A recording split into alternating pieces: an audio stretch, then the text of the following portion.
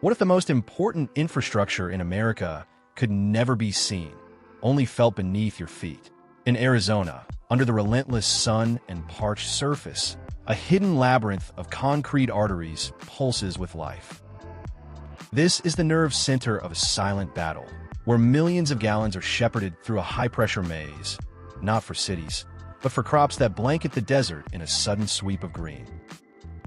Picture towering injection wells plunging deep into fractured stone, their steel throats swallowing water for a river more than 300 miles away.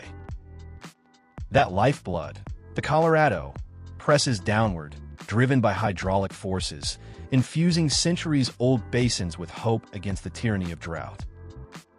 Over the past 3 decades, central Arizona alone has quietly banked 10.5 cubic kilometers of water, while surface irrigation pumped in even more. Elsewhere, miles of sensors and fiber optics listen in the dark, mapping every droplet's journey and watching for danger. This vigilant web safeguards against the greatest enemy, evaporation. In searing heat, water in open reservoirs like Lake Mead disappears in a thin air, but here underground, it sleeps, shielded from the sun's grasp. The stakes are immense.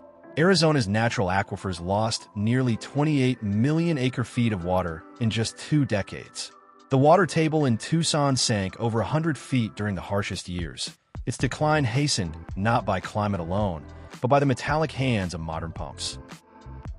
The recharge efforts and reclaimed water purification are nothing short of alchemy, restoring balance, drop by unseen drop. Invisible, yet vital, these artificial aquifers are the guardians of harvest and hope.